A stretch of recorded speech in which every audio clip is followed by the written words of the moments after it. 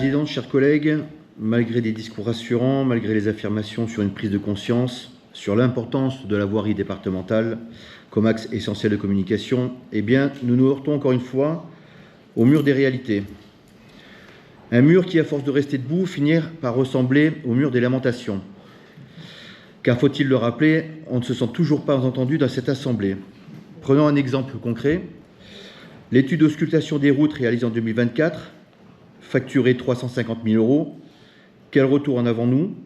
Où sont les résultats? Où est l'action? L'année dernière, souvenez-vous, nous avions proposé une ordonnance pour nos routes, mais par les agents du département, qui connaissent les routes par cœur, qui sont des véritables professionnels, et cela n'aurait rien coûté, nous l'avions dit. Et cela n'avait de sens que si derrière il y avait des actes, des moyens, des décisions, des investissements. Alors où en est-on? En 2024, le programme voirie prévoyait 4 432 000. Ce n'était déjà pas élevé, mais nous avons réussi à faire encore moins bien. On passe de 47,4 km de couche de roulement à 37,1 km, soit près de 10 km de moins. Résultat, avec les kilomètres effectués par Nièvre Travaux Aménagement, nous arriverons à 146,5 km de voirie traitée cette année, contre 157,2 l'année dernière.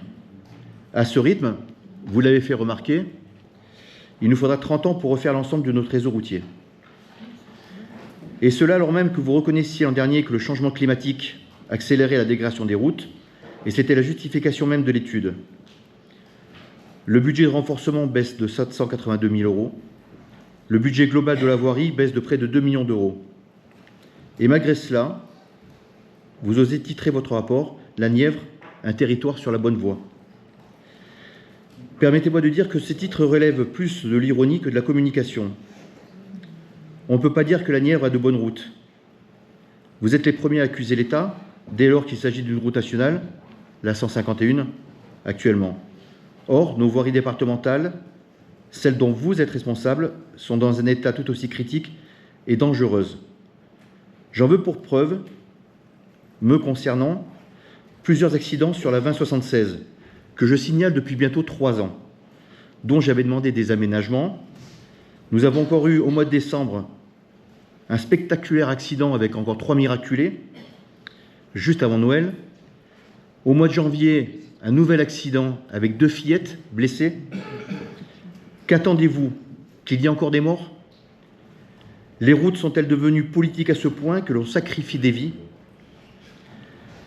Enfin, un dernier point, en réduisant notre participation sur la RN7 d'1 million d'euros, nous aurions pu engager cette somme sur notre voirie. Mais cela n'a pas été fait. Et pendant ce temps-là, les Nivernaises et les Nivernais continuent de circuler sur des routes indignes d'un territoire que vous dites attractif. Le président parle de ralentissement de la baisse démographique. Mais à ce rythme, j'en viens à me demander si ce ne serait pas l'état de nos routes qui empêche tout simplement les habitants de partir.